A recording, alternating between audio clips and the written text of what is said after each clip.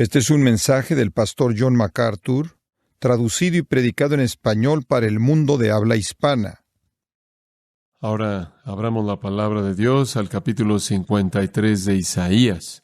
Este es nuestro sexto viaje en este capítulo maravilloso y con toda semana que pasa, conforme estudio de manera panorámica el texto que está aquí, todos los diferentes caminos y veredas que llevan a otros lugares, recuerdo cuán insondable es realmente este capítulo. Uno podría pasar una vida entera aquí y a partir de aquí pasar a todas las cosas que se presentan de manera implícita y son aclaradas por este gran capítulo. Isaías 53 presenta un desafío a cualquier predicador, y esto es dedicarse a sí mismo para que no se vuelva algo abrumador y que usted pierda el punto primordial. Estoy peleando contra eso un poco. Me veo aún más desafiado porque normalmente preparo para tener un comienzo y un final y una parte media, un sermón entero. La semana pasada cubrí los versículos 4 al 6, no terminé. Llegué a los versículos 4 y 5, 2/3 partes del camino, pero no tuvimos suficiente tiempo para el versículo 6. Entonces, en cierta manera me quedo un tercio de un mensaje, y eso me presenta una gran oportunidad para llenarlo con cosas que realmente son necesarias y están relacionadas y creo que son útiles. Me permite tomar una tangente de necesidad más que por deseo personal, y voy a hacer eso con usted un poco en esta mañana. Siempre me es útil llegar a cierta altitud cuando estoy viendo un pasaje. Entre más alto estoy por encima del pasaje, más es el panorama que tengo. E inclusive me gusta llegar a 40,000 pies por encima del pasaje y puedo ver hacia abajo y ver todo desde Génesis a Apocalipsis y después eventualmente en cierta manera descender de esa altitud y bajar el tren de aterrizaje en el pasaje dado que estamos viendo, y eso es lo que vamos a hacer. Quiero llegar a cierta altitud aquí para ustedes y después eventualmente vamos a bajar el tren de aterrizaje un poco mientras que estamos en Isaías 53 y vamos a cerrar nuestro entendimiento de los versículos 4 al 6. Pero quiero comenzar a partir de una perspectiva mucho más amplia. La historia de el pueblo judío es la historia étnica más sorprendente en la historia del mundo. Es una saga larga y sorprendente de supervivencia desde el punto de vista de ellos. Pensar que todavía hay judíos en el mundo y 14 o 15 millones de ellos es entender que han sobrevivido cuando todo ha estado en contra de su supervivencia. Nadie jamás ha conocido a un Ebeo, un Jebuseo, un Pereceo, un Amorreo o cualquier otro Eo del Antiguo Testamento porque hace mucho tiempo que ya no existen. Pero de hecho tenemos israelitas sentados aquí en la actualidad y muchos de ellos en nuestra iglesia y hay muchos de ellos alrededor del mundo y son sangre judía pura que ha sobrevivido a lo largo de la historia del Antiguo Testamento y el Nuevo Testamento hasta el día de hoy. Desde el punto de vista de ellos es una gran historia de supervivencia. No obstante, desde el punto de vista de Dios, es una historia aún más sorprendente de preservación.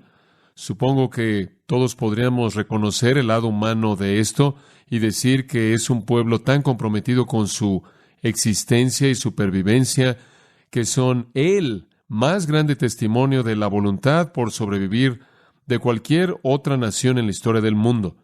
Pero desde el punto de vista divino, tendríamos que aclarar eso un poco y decir que esta no es una historia de la voluntad humana por sobrevivir o quedarse juntos como nación.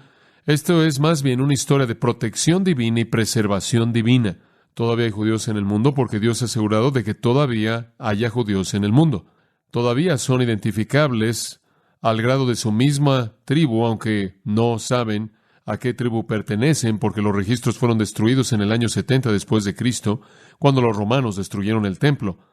Dios sabe en qué tribu estarán y Dios va a reidentificar esas tribus y va a seleccionar a 12,000 de cada tribu para constituir a los 144,000 judíos que predicarán el Evangelio al final de la historia humana.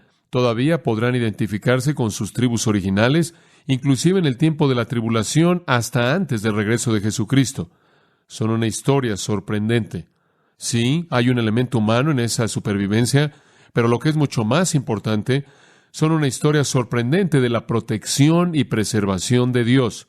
Dios los ha protegido y los ha preservado providencialmente, esto es, al ordenar las circunstancias para su supervivencia, pero en varias ocasiones Él también ha protegido a los judíos milagrosamente.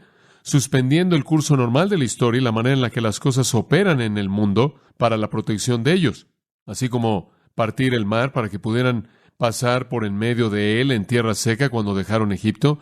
Entonces, bajo la providencia de Dios, en donde Él ordena las circunstancias, y bajo el poder milagroso de Dios, en donde Él suspende la naturaleza, Dios se ha asegurado de que los judíos no estén extintos. Ahora, esto es sorprendente. En primer lugar, porque son un grupo pequeño de personas. Son un grupo pequeño de personas. Son personas excepcionales desde cualquier ángulo que sean evaluados.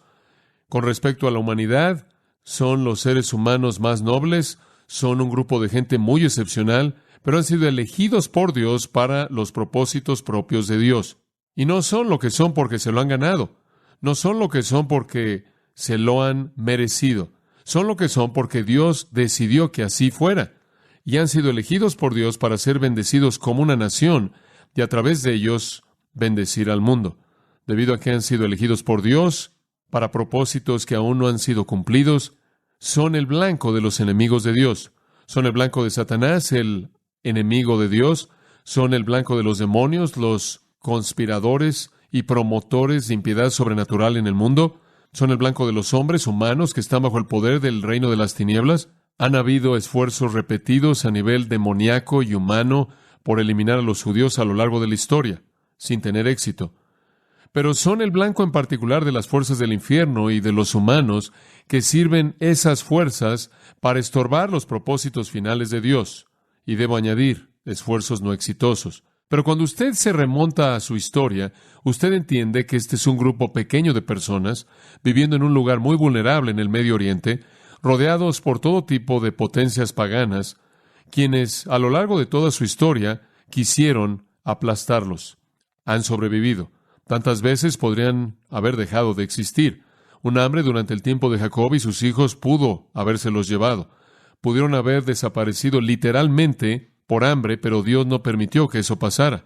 Dios depositó uno de los hijos de Jacob, mediante traición, en medio de Egipto y le dio todo el poder para diseminar alimento, y ellos supieron que estaba disponible. Debido a un sueño que José tuvo, como usted recordará, Egipto estaba listo para el hambre y pudo proveer alimento para otras naciones que pudieron haber perecido sin él. Dios plantó a José, lo hizo un intérprete de sueños, hizo que él preparara Egipto para el hambre y de esta manera salvó a Jacob, o Israel. Y cuando los hermanos de José descendieron para tratar de conseguir algo de alimento de los almacenes de Egipto, pudo haber sido que José estaba tan enojado, tan lleno de venganza debido a que lo habían traicionado y lo habían vendido a la esclavitud, que él pudo haber decidido matar a sus hermanos. Pero Dios tampoco permitió que eso pasara.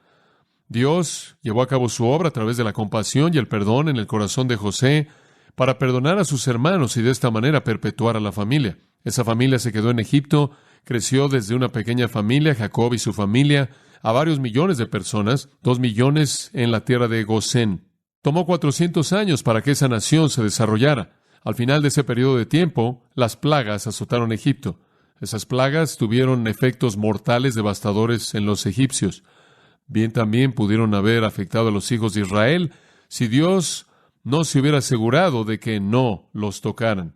La matanza de los primogénitos pudo haber devastado a los judíos si Dios no hubiera entrado y hubiera provisto una manera en la que los primogénitos pudieran haber sido salvados al colocar la sangre del cordero sacrificial en el marco y el dintel. Faraón pudo haber masacrado a los judíos que estaban escapando en masa, y eso es lo que él intentó hacer cuando él los persiguió.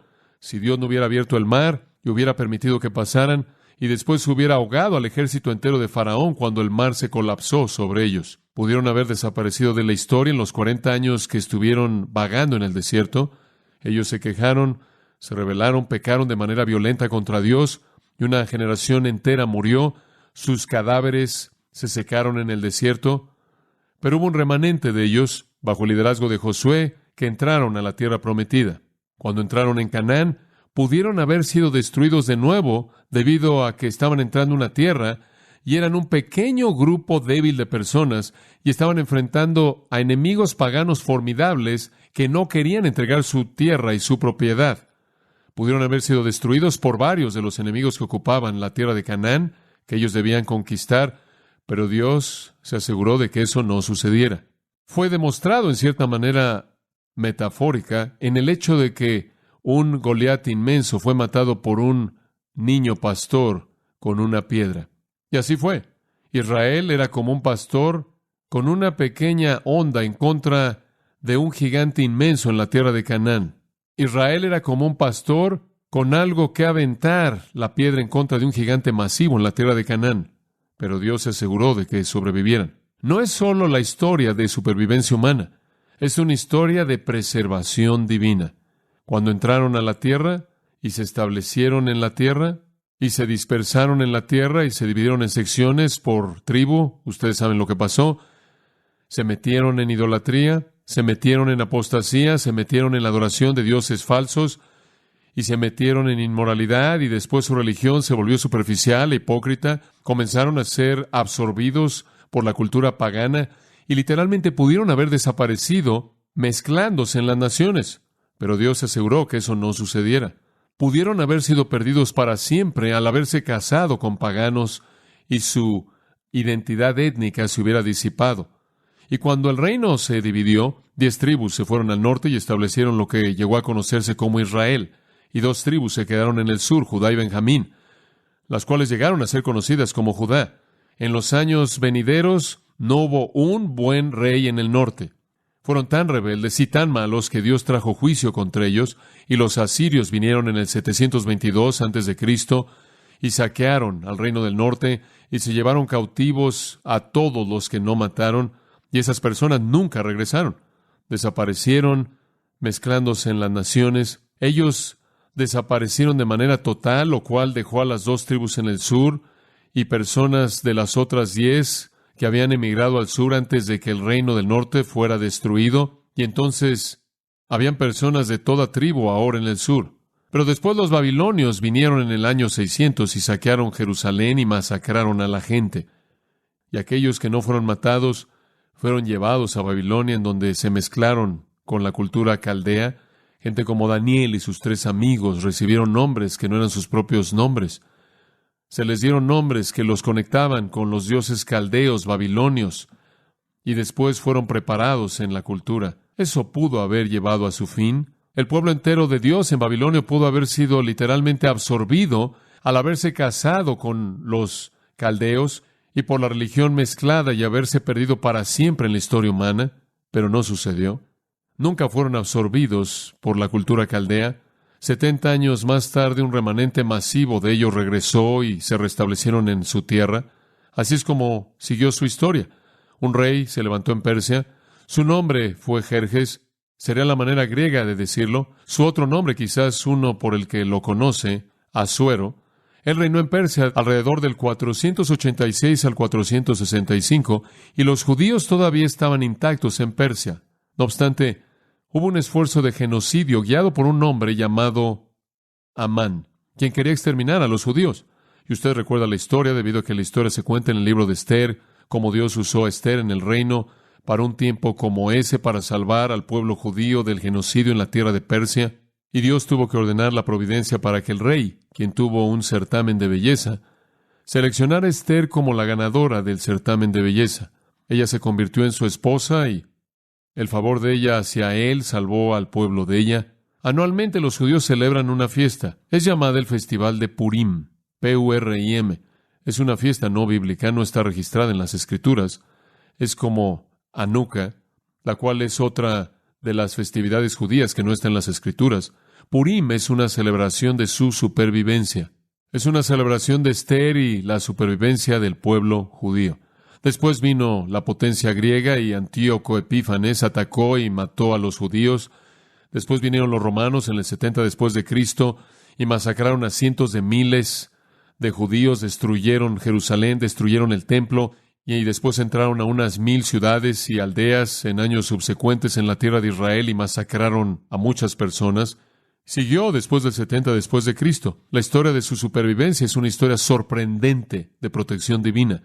Del año 250 después de Cristo, vayamos de ahí al 1933, simplemente resumiéndolo, usted puede verificar esto en la historia. Todo está relatado de manera muy fiel. Judíos en varios lugares, y estamos hablando primordialmente de Europa, Pero allí en Europa y alrededor de Europa, hasta el Medio Oriente y hasta África, los judíos en varios lugares y épocas fueron atacados, expulsados de ciudades, expulsados de países, fueron forzados a convertirse bajo amenaza de muerte, esclavizados, fueron masacrados, se les confiscó su propiedad, se les forzó a usar tarjetas o marcas de identificación para que pudieran ser aislados socialmente, fueron metidos en inquisiciones que fueron mortales, en varias ocasiones fueron quemados vivos, eso es del 250 al 1933, y después usted lo retoma en 1938 hasta 1945, y usted tiene el Holocausto bajo Hitler y muchos millones de judíos son matados. Y en la actualidad son el objeto directo de todo el odio acumulado del mundo islámico que quiere matarlos, quiere quitarlos del planeta. Entonces, cuando usted habla de la supervivencia de los judíos, usted está hablando de algo que realmente es sorprendente. Y es más que un testimonio de su voluntad por sobrevivir. Es un testimonio de la preservación de Dios. Esa es la única explicación. Son una nación pequeña, no son una nación poderosa. Han adquirido algunas armas poderosas en la época moderna, pero a lo largo de su historia fueron una nación más bien pequeña y algo débil, hablando en términos militares. Sí, han tenido una voluntad fuerte por vivir, pero esa no es una explicación. La explicación es el propósito de Dios. ¿Por qué han sobrevivido como una nación étnica hasta el día de hoy? Y la razón es porque Dios todavía no ha cumplido su promesa a Abraham y su promesa a David y su promesa a los profetas de bendecir a Israel con salvación y hacer que Israel sea una bendición al mundo. Eso no va a suceder hasta que confíen en Jesucristo como nación, y eso sucederá en el futuro. Lo vimos en Zacarías 12:10. Mirarán a aquel a quien traspasaron, llorarán a aquel como unigénito, y una fuente de limpieza les será abierta. Serán salvos y después a través de ellos el mundo será bendito cuando el Señor traiga su reino. Zacarías 12:14. La salvación futura de Israel es una promesa en el Antiguo Testamento, como también una promesa en el Nuevo Testamento. En el capítulo 11 de Romanos, un capítulo muy, muy importante, el apóstol Pablo está hablando de este asunto mismo. Él dice, porque no quiero, hermanos, que ignoréis este misterio para que no seáis sabios en vuestros ojos, que un endurecimiento parcial ha acontecido a Israel hasta que la plenitud de los gentiles haya entrado. Esa es la iglesia. Cuando haya entrado la plenitud de los gentiles, en otras palabras, cuando todos los elegidos en la iglesia sean congregados, cuando eso esté completo, entonces todo Israel será salvo. Y Pablo dice, como está escrito, y después cita de Isaías, vendrá el libertador de Sión, él quitará la impiedad de Jacob, este es mi pacto con ellos, cuando yo quite sus pecados. Eso es de Isaías 59. Entonces Pablo dice, viene un tiempo cuando la iglesia será completada. Y entonces cuando eso esté completado, vendrá la salvación de Israel. Ese es el pacto de Dios con ellos.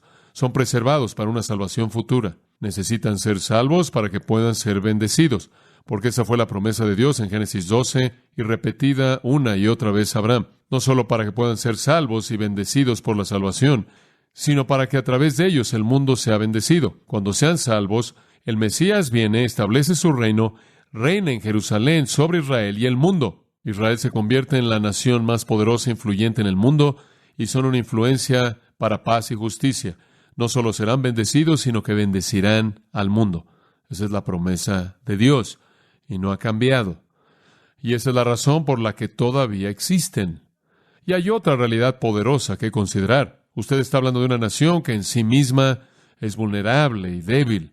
Y está hablando de una nación que es afectada por ataques por parte del infierno y la humanidad. Pero también está hablando de algo más que tiene que ser considerado en esto, y simplemente es esto.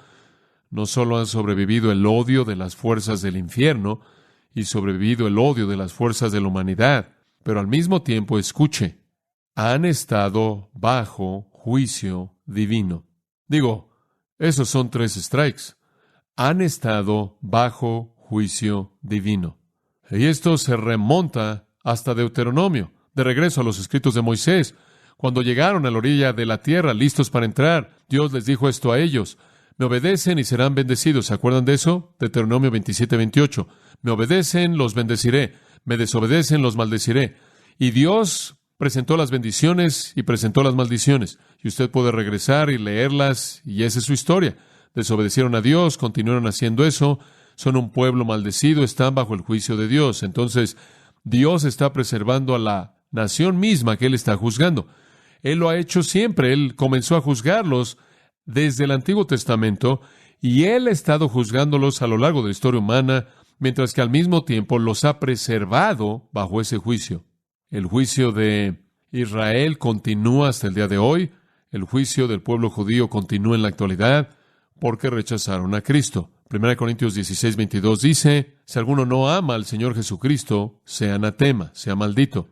Están bajo maldición por su desobediencia a lo largo de la historia pasada, pero están doblemente maldecidos porque han rechazado a Jesucristo. Y cuando usted ve a Israel en la actualidad, usted está viendo una nación que aún no está experimentando la bendición de Dios. Es una nación apóstata, es una nación que está rechazando a Cristo, su grupo étnico está rechazando a Cristo, la religión no es piadosa, dicen adorar al Dios de Abraham, Isaac y Jacob, no lo hacen, no pueden, porque usted no puede honrar al Padre a menos de que honra al Hijo, son desleales, son desobedientes a Dios, son los enemigos del Evangelio. Romanos 11:28 dice, son los enemigos del Evangelio, niegan la Trinidad, el pueblo judío, la gente judía, niega la deidad de Cristo, niegan la enseñanza verdadera del Antiguo Testamento y niegan el Nuevo Testamento en su totalidad. Esa no es una fórmula para la bendición. Rechazan a su Mesías, creen que los cristianos son blasfemos porque adoramos un hombre que en sí mismo fue un blasfemo en su manera de verlo. Siguen la mentira de la salvación por las obras y el esfuerzo humano y la justicia personal, y entonces son personas maldecidas en este momento bajo juicio, pero al mismo tiempo están siendo preservadas por Dios. Si usted sugiriera que una nación tan débil y tan pequeña y tan antigua estuviera existiendo, simplemente la historia por sí misma le diría que eso es una idea ridícula. Después, si usted añadía el componente del hecho de que contra ellos han existido potencias tan grandes a nivel sobrenatural y natural, no habría posibilidad para que ellos existieran. Y después, si usted incluye el hecho de que Dios durante milenios ha estado acumulando juicios sobre ellos, usted supondría que su supervivencia sería totalmente imposible. Pero ahí están, y Dios los ha preservado para salvarlos al final como una nación. En Lucas capítulo 13 y al final del capítulo, nuestro Señor ve Jerusalén, en cierta manera la ciudad que representa a la totalidad de la nación, y Él dice esto, "Oh, Jerusalén, Jerusalén", versículo 34, Lucas 13, "la ciudad que mata a los profetas y apedrea a aquellos que le son enviados". Estaban a punto de matarlo. ¿Cuántas veces quise reunir a tus hijos como una gallina reúne a sus polluelos bajo sus alas y no quisisteis? He aquí, tu casa es desolada. Esa casa todavía está desolada. La gente judía está desolada. No tienen relación con Dios. Ahora hay judíos creyentes que han llegado a la fe en Cristo, que constituyen a la iglesia, judío y gentil, pero estoy hablando de la nación misma, los judíos como nación. Pero Él les dice esto en Lucas 13:35. "Os digo, no me veréis hasta que el tiempo venga cuando digáis, bendito es aquel que viene en el nombre del Señor". Hay un tiempo en el futuro cuando Israel verá a Jesucristo y dirá, bendito es el que viene en el nombre del Señor. Reconocerán a su Mesías. De eso habló Zacarías. Ahí es cuando ellos mirarán a aquel a quien traspasaron y llorarán por aquel como unigénito, y una fuente de limpieza se les abre. Esa es su salvación futura. Ahora, los profetas del Antiguo Testamento escribieron de esto, y escribieron no usando términos vagos. Quiero mostrarle dos porciones de las Escrituras, debido a que tenemos el tiempo en esta mañana. Vamos a hacer esto. Vaya Ezequiel 36. Hay otros dos profetas que sobresalen, claro, profetas mayores junto con Isaías. Eso sería Ezequiel y Jeremías. Y claro, usted puede añadir a Daniel ahí. Pero Ezequiel y Jeremías fueron profetas alrededor del mismo tiempo. Vienen unos 100 años después de Isaías, y ellos de hecho están profetizando exactamente en el momento en el que los babilonios están atacando. Ezequiel es llevado a la cautividad en el 597, Jeremías es arrojado en un foso y termina escapando a Egipto, y entonces estuvieron vivos cuando el holocausto de la invasión babilonia vino. Sus profecías, sus mensajes son muy importantes y muy pertinentes y recibidos siendo enviados de Dios y dispersados en un tiempo de gran crisis. Ezequiel 36, un principio muy importante en el versículo 16. Aquí está el mensaje que viene a la gente de Israel, el pueblo judío. Versículo 16. Vino entonces la palabra de Jehová a mí diciendo, y aquí está la historia, hijo de hombre, ese es un título dado a Ezequiel. Cuando la casa de Israel estaba viviendo en su propia tierra, la contaminaron por sus caminos y sus obras. Su camino delante de mí fue como la inmundicia de una mujer en su impureza. Una descripción muy vil. Por tanto, derramé mi ira sobre ellos por la sangre que habían derramado en la tierra, porque la habían contaminado con sus ídolos, y los dispersé entre las naciones y fueron dispersados por toda la tierra. Según sus caminos y sus obras los juzgué. Y eso es exactamente lo que sucedió. Eso es llamado la diáspora, y todo judío sabe de eso. Y comenzó con la deportación babilonia. Algunos regresaron para reconstituir a la nación, pero ese fue el comienzo de la dispersión. E inclusive la reconstrucción y restauración de la nación. Inclusive después de eso, los judíos han sido dispersos hasta las esquinas más remotas del mundo, como lo conocemos. Y eso es parte de su juicio. No obstante, versículo 20, cuando vinieron a las naciones a donde se fueron, cuando se dispersaron por todo el mundo, profanaron mi santo nombre. ¿Cómo hicieron eso? Porque fue dicho de ellos, este es el pueblo del Señor. Sin embargo, han salido de su tierra. ¿Qué está diciendo eso? Está diciendo esto. Cuando fueron dispersos por todo el mundo, profanaron mi santo nombre, porque la gente dijo, ¿qué tipo de Dios tiene esta gente que ni siquiera puede mantenerlos en la tierra de ellos? Y se burlaron de Dios. Las naciones se han burlado de Dios. El Dios de los judíos ha sido objeto de burla por parte de las naciones en las que han sido dispersadas a lo largo de la historia humana. Y entonces, en el versículo 21, Dios dice, tuve preocupación por mi nombre santo, el cual la casa de Israel había profanado entre las naciones a donde fueron, judíos por todo el mundo, luchando a lo largo de toda su historia. Fue difícil hacer que las naciones aceptaran la grandeza y gloria y poder de su Dios. Él ni siquiera podía mantenerlos en su propia tierra. Y si usted le pregunta en el Medio Oriente en la actualidad, ¿quién tiene un Dios más poderoso, Islam o el judaísmo? ¿Qué cree usted que dirían? El Dios que tiene el dinero y el poder y las armas y la población y las masas es Alá. Bueno, este es un retrato de cómo el nombre del Dios verdadero ha sido profanado en la dispersión de los judíos a lo largo de la historia. Versículo 22 está el por tanto, di a la casa de Israel. Así dice Jehová Dios, no es por vosotros, oh casa de Israel, que estoy a punto de actuar. Esto no tiene que ver con ustedes, sino por mi nombre santo, que vosotros habéis profanado entre las naciones a las que fueron. Tengo que hacer algo por recuperar mi reputación. Eso es lo que Dios está diciendo. Yo, versículo 23, defenderé la santidad de mi gran nombre que ha sido profanado entre las naciones que vosotros habéis profanado entre ellos. Entonces las naciones sabrán que yo soy Jehová, dice Jehová Dios, cuando yo me pruebe a mí mismo santo entre ustedes a los ojos de ellos. La única manera en la que voy a poder desplegar mi gloria en las naciones es desplegarla a través de ustedes. ¿Cómo voy a hacer eso? Primero, versículo 24, os tomaré de las naciones y los congregaré de todas las tierras y os traeré de regreso a vuestra tierra.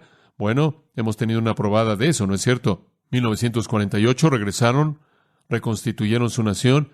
Ese es un hecho innegable, están ahí. Esta no es la salvación de Israel, esto simplemente es una probada y es una indicación de lo que está por venir. Los voy a llevar de regreso y después sucederá.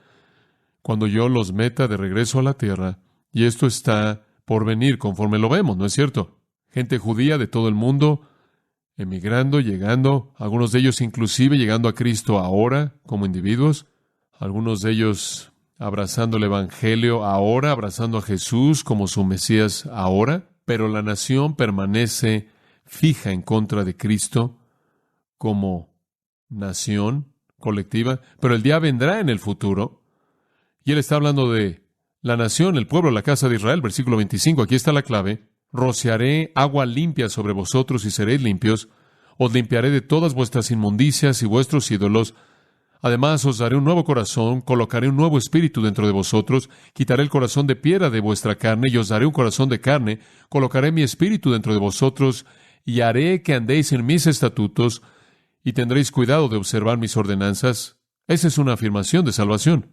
Eso es dramático.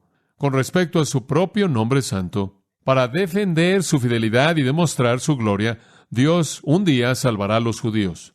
Él ya está en el proceso de volverlos a congregar, a reunir, y en el futuro, Él los salvará. Ahora observe los componentes de esto. Todos estos son elementos de salvación. Versículo 25, rociaré agua limpia sobre vosotros y seréis limpios. Os limpiaré de toda vuestra inmundicia e ídolos. Eso es la salvación. Es el lavamiento de la regeneración, ¿no es cierto? Es la limpieza, una santificación. Y después Él dice en el versículo 26, el segundo de estos dos versículos, os daré un nuevo corazón. Eso es regeneración. Usted podría decir que la limpieza es la santificación y el nuevo corazón es la regeneración. Un nuevo corazón significa vida nueva. Y os daré un espíritu nuevo, una nueva disposición, una nueva actitud, una nueva naturaleza. Eso es conversión, una nueva mente, nuevos deseos. Les daré un nuevo poder. ¿Un nuevo poder? ¿Qué es eso? Colocaré mi espíritu dentro de vosotros. Y en base al poder del espíritu en vosotros, haré que andéis en mis estatutos y tengan cuidado de observar mis ordenanzas. Una nueva conducta, obediencia. Una nueva condición, santificación, limpiados del pecado, un nuevo corazón, regeneración. Una nueva disposición o espíritu, conversión, un nuevo poder, el Espíritu Santo morando en ellos. Una nueva conducta, obediencia. Todo eso vendrá a Israel en el futuro. Esa es la salvación del pueblo. Me encanta esto. Versículo 28. Viviréis en la tierra que di a vuestros padres y seréis mi pueblo y yo seré vuestro Dios. Además, os salvaré de todas vuestras inmundicias. Ahí en el versículo 31, Él dice, os acordaréis de vuestros malos caminos y vuestras obras que no fueron buenas, y os aborreceréis a vosotros mismos a vuestros propios ojos por vuestras iniquidades y vuestras abominaciones. Eso es arrepentimiento real, ¿no es cierto? Van a mirar atrás a sus pecados y transgresiones y van a oír la predicación del Evangelio. ¿De quién la van a oír? 144,000 judíos convertidos, gentiles convertidos de toda lengua, tribu, nación, y eso sucede durante el tiempo de la tribulación. Ángeles en los cielos, 2 testigos. El Evangelio estará por todos lados durante ese tiempo final de juicio divino sobre la tierra antes del regreso de Cristo. Oirán el Evangelio, verán su pecado, se arrepentirán de su pecado, mirarán a aquel a quien traspasaron, llorarán por él como unigénito, serán santificados, regenerados, convertidos, capacitados por el Espíritu y se convertirán en seguidores obedientes de Cristo. Esto es real.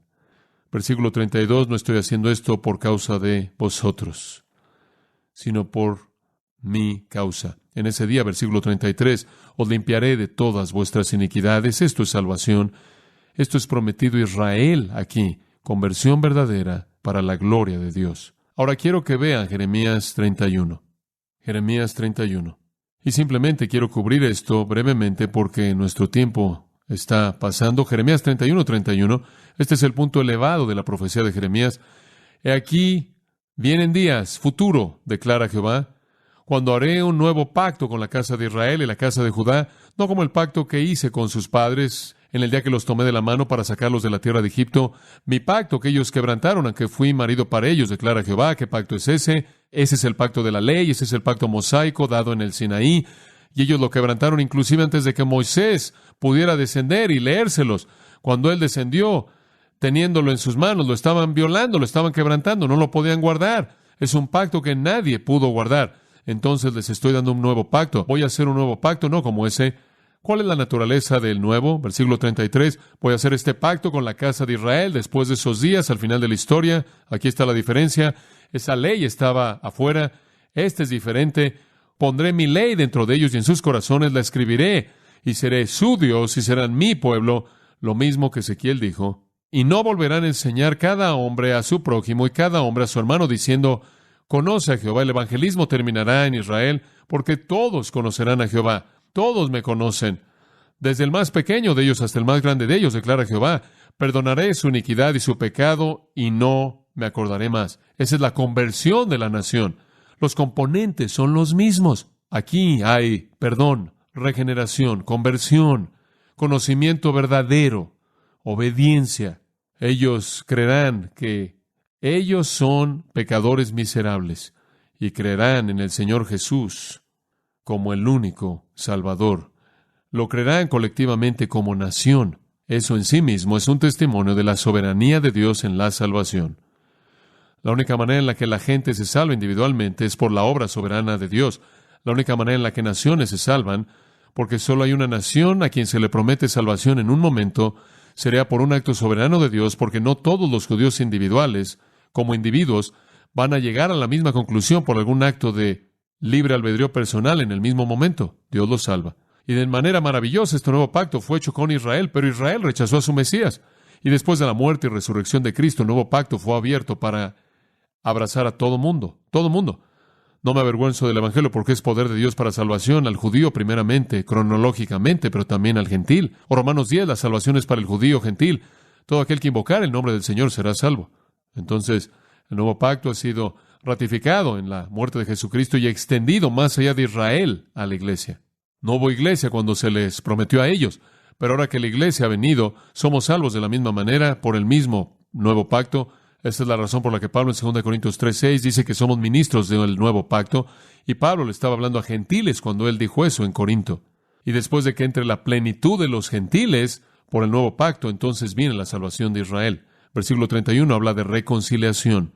Versículo 31 dice, voy a hacer un nuevo pacto. Versículo 33 habla de regeneración. Voy a colocar mi ley en ellos.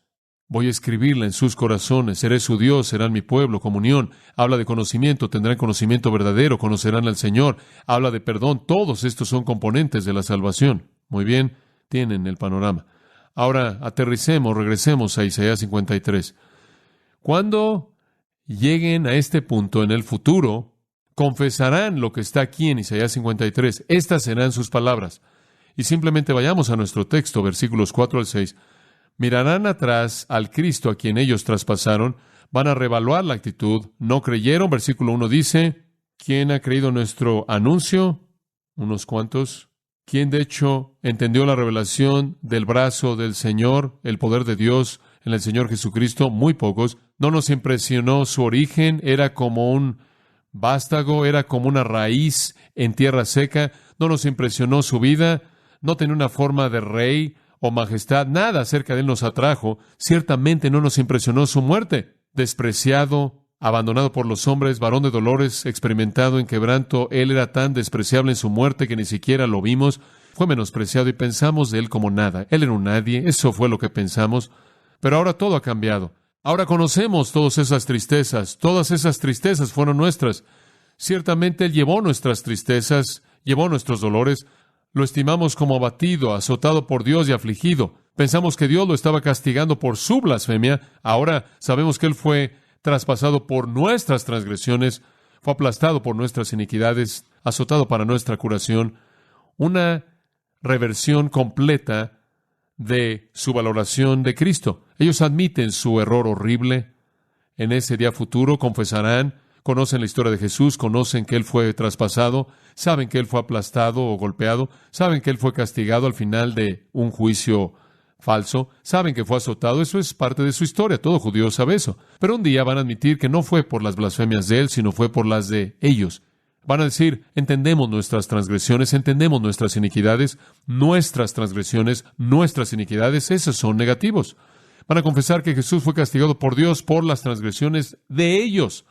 Eso significa violaciones, transgresiones significa que usted brinca una línea violando la ley de Dios. Iniquidades, esa es una palabra diferente. Esencialmente es una palabra que significa doblados, doblemente, son perversiones. Sabemos que Él sufrió por nuestras violaciones y nuestras perversiones. Ese es el negativo. Lo positivo es que Él sufrió para traer nuestro bienestar. Véalo ahí a la mitad del versículo, nuestro bienestar. Castigo por nuestro bienestar cayó sobre Él. Y por su llaga fuimos nosotros curados. Ahí están los positivos. Él murió bajo el peso del castigo de Dios en contra de nuestras transgresiones y nuestras iniquidades, nuestras violaciones y nuestras perversiones.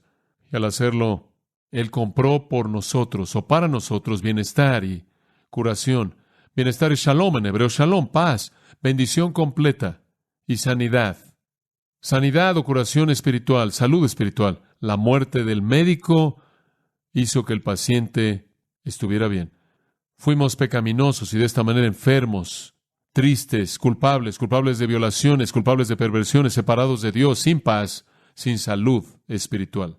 Pero Él tomó nuestros pecados y nuestras tristezas y todo lo que viene con el pecado, y Él se colocó a sí mismo voluntariamente bajo el juicio de Dios para ser castigado por nuestros pecados y para entonces comprar nuestra paz con Dios y nuestra bendición verdadera. De esta manera, la nación entera de Israel, por lo menos un tercio después de que los 2/3 de los rebeldes sean limpiados, según Zacarías, un tercio de la nación confiesa su rechazo largo de Cristo, su blasfemia larga de Dios, y serán salvos. Esta es la realidad sorprendente del futuro para la nación de Israel. Hay otra cosa que quiero hacer esta mañana, y eso es ayudarle a ver el versículo 6 de otra manera. En el versículo 6 tenemos el reconocimiento más profundo del pecado. Ellos hablan de sus actitudes.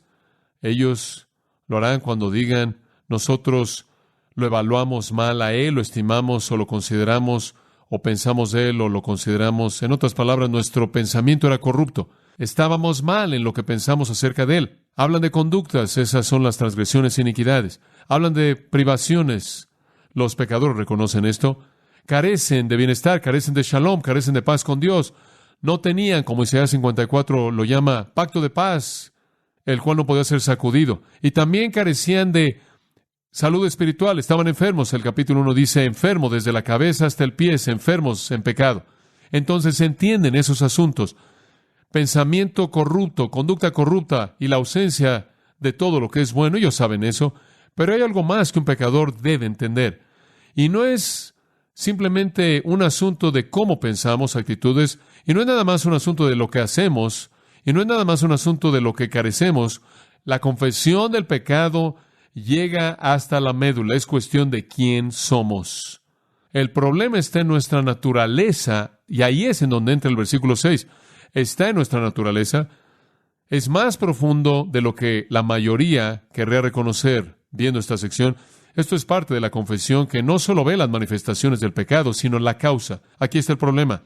Todos nosotros nos descarriamos como ovejas, cada cual se apartó por su camino, y Él dice, está en nuestra naturaleza. Las ovejas actúan como ovejas, las ovejas no actúan como nada más que ovejas.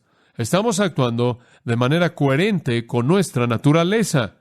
Y, de hecho, van a encontrar un paralelo en las ovejas.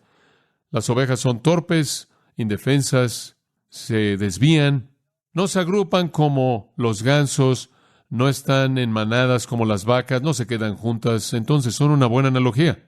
Tienen la tendencia de desviarse de la seguridad y la provisión, y se desvían no en un grupo, sino por sí mismas. Cada cual va por su camino. Ellas siguen ese impulso interno que las hace que se desvíen de todo lo que es seguro y útil. Nuestro problema es profundo en nuestra naturaleza. Somos como ovejas, indefensos, torpes, nos desviamos. ¿Se acuerda de Mateo 9:36? Jesús vio a Israel y Él dijo, son como ovejas sin pastor. Simplemente están viviendo como quieren, siguiendo su propio camino pecaminoso que su naturaleza dicta. Siguen la intuición de su naturaleza caída miserable. Eso es lo que los pecadores hacen. Eso es lo que los pecadores hacen. Digo, ¿cuántas opciones tienen los pecadores? ¿Cuántas tiene usted? No hay fin a las opciones. Usted puede seguir su propio camino. Y sin Jesucristo usted lo va a hacer. Usted va a seguir el camino del pecado que usted escoge. Usted va a seguir su propio camino como la oveja. O van a haber otros que van a ir por su camino, entonces eventualmente va a chocar con ellos. Pero todo es muy personal y muy independiente. Así es como las ovejas funcionan. Y esto es parte de una confesión verdadera. Este es un arrepentimiento genuino que reconoce que las evidencias del pecado emanan de una naturaleza de pecado. Tomando toda esa culpabilidad y todo ese castigo justo y, por así decirlo, morir no solo por lo que hemos hecho, sino por lo que somos.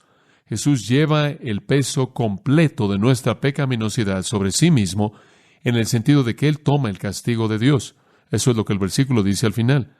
Mas Jehová cargó en Él el pecado de todos nosotros. Nuestros actos malos, nuestros pensamientos malos, nuestras privaciones malas y nuestra naturaleza mala.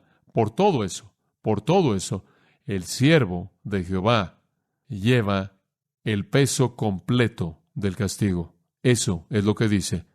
Jehová cargó en Él el pecado de todos nosotros. Jehová, Dios mismo, escogió al Cordero sacrificial, al siervo, el Mesías, el Cordero sacrificial.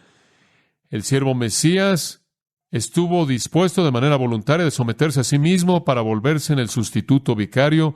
Dios causó entonces que Él llevara toda la culpabilidad que nos pertenecía y llevara la furia completa de la ira divina.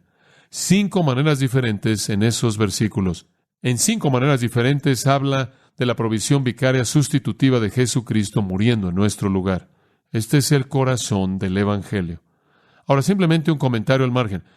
No fue el pecado que lo mató, fue Dios quien lo mató. No fue el pecado. Él no tuvo pecado alguno. Él no tuvo pecado, fue santo, sin mancha, apartado del pecado. El pecado no mató a Jesús. Dios mató a Jesús para pagar por el pecado que Él nunca cometió, sino que usted y yo cometimos. Jesús no murió como una influencia moral, mostrando el poder del amor. Jesús no murió como un ejemplo de sacrificio por una causa noble. Jesús no murió como nada más que el Christus Victor. Esa fue una teoría que surgió en los 1930s y que todavía existe. La idea de que Jesús murió para ganar una victoria sobre los poderes hostiles y liberar a la humanidad y el cosmos de la injusticia social. Jesús no murió porque somos víctimas, atrapados en circunstancias injustas y que necesitaban ser rescatadas. Solo hay una manera de entender la muerte de Cristo, y eso es bajo el principio de sustitución penal. Él fue nuestro sustituto para llevar la paga por nuestros pecados para satisfacer la justicia de Dios. El Nuevo Testamento afirma esto, ¿no es cierto? 2 Corintios 5:21. Al que no conoció pecado, por nosotros le hizo pecado para que fuésemos hechos la justicia de Dios en Él. Pedro lo dice de esta manera. Él llevó en su propio cuerpo nuestros pecados. Y Pablo dice en Gálatas 3, Él fue una maldición por nosotros. Esa es la afirmación del Nuevo Testamento de la verdad de Isaías 53. Dios entonces no ha tratado con nosotros según nuestras iniquidades, no ha tratado con nosotros según nuestras transgresiones, pero tampoco ha pasado por alto nuestros pecados, sino que más bien Él ha castigado a su Hijo, el siervo, el Mesías, en nuestro lugar, y la gracia reina sobre la justicia. Esta será la confesión que Israel hará en el futuro. Pero esta es la confesión que cualquier pecador puede hacer ahora, y usted la puede hacer ahora. ¿Se acuerda de 2 Corintios 6:2? Hoy es el tiempo aceptable, hoy es el día de la salvación, palabras tomadas de Isaías de nuevo, hoy es el día, ahora es el tiempo de salvación. Pablo dice en Romanos, citando de nuevo Isaías, Romanos 10:11, todo aquel que en él creyere no será avergonzado. No hay distinción entre judío y gentil. El mismo Señor es Señor de todos, abundando en riquezas para todos los que lo invoquen, porque todo aquel que invocare el nombre del Señor será salvo. Eso es ahora. Este es el tiempo aceptable. Eso significa que Dios lo aceptará a usted ahora. Este es el día de salvación. Padre, de nuevo hemos estado en los tesoros ricos de este capítulo increíble, y aunque únicamente hemos tocado de manera tan superficial, ligera, un versículo, realmente el versículo 6, somos llevados en esta realidad masiva de que este es el punto de esta gran sección de las Escrituras. Y no es para un ejercicio de aprendizaje, esto no tiene que ver con información, esto tiene que ver con salvación. Oro por personas aquí quienes ahora entienden de manera completa el Evangelio, entienden el sacrificio de Cristo, judío gentil. Oro porque el día de hoy será el día de salvación. Que este es el tiempo aceptable, que se convierta en su tiempo, inclusive en esta mañana. Que ellos se vuelvan a Cristo, que ellos invoquen su nombre para salvación. Salva pecadores ahora, Señor, para la gloria de tu nombre, para la gloria de tu nombre. Padre, lleva a cabo esa obra en corazones. Oramos inclusive ahora en el nombre de Cristo. Usted ha escuchado a John MacArthur, maestro bíblico, de gracia a vosotros. Para más información y acceso gratuito a todos los mensajes de John, así como una lista de libros